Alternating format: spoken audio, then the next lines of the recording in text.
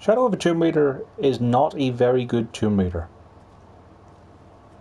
It has a multitude of problems, but the main one is just the fact that it's quite dull throughout.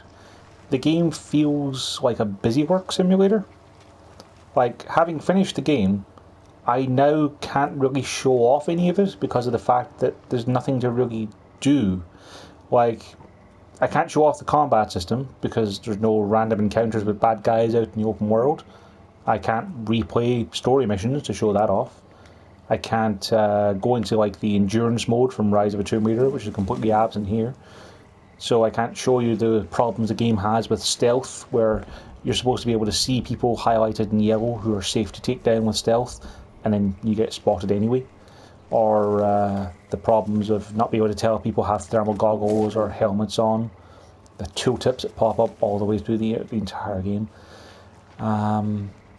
I can't show you the sheer dullness of combat, where you've essentially just got an assault rifle, handgun and shotgun for most of it, and you don't really need them very often, because you just tend to stealth kill everything, which isn't very fun or satisfying to do. I can't really show off much of the climbing stuff without just, like wandering into a challenge tomb I've already completed and show the problems it has, which includes stuff like falling through walls, jumping and hitting the button and having nothing happen. Trying to use things like the grapple axe to swing across areas and just having it not trigger or not land. It just feels remarkably inconsistent in the platforming, which is kind of bad for a game based around platforming and exploring. And coming back to the busywork angle, there are too many things to collect. Like, if you want to upgrade your items and weapons, then you need to collect things. And if you look at the bottom left hand corner there, you'll see the different resource type you have to collect. A lot of those icons are even too small to even really tell what they are. But there's just so many things to have to pick up. And even at that then, you can't really see them unless you use detective vision, which means you spend most of the game clicking in R3 so you can actually see where things are. Because if you don't do that, then you won't see the things you need to pick up to be able to, do stuff like craft medicine or heal yourself or be able to upgrade your weapons. And there's a currency system in the game where you have to pay to unlock weapon types, and it's overly inflated for no apparent reason, and so much of it just doesn't work very well. The story is incredibly dumb. Stupid things happen for stupid reasons, and things happen that make no sense whatsoever, including wild animals not attacking you because you're in a cutscene and the story dictates that they don't attack you. Or problems like sections where you lose your gear, and then after you murder 3 or 4 people with stealth attacks, you don't pick up their weapons to defend yourself from the other 24 people trying to kill you. It's just... everything about this is just mediocre. I mean, it's still playable. It's definitely not the worst game I've ever played. It's just such a letdown compared to what it could have been. Like, at the moment, the Tomb Raider Definitive Edition is still the best of the trilogy on PS4. And I really don't see what took 3 years to make this game. It just feels like an expansion pack or a DLC for Rise of a Tomb Raider. There's virtually no new mechanics in it that feel any different from the previous one. Well, apart from the fact that you can cover yourself in mud.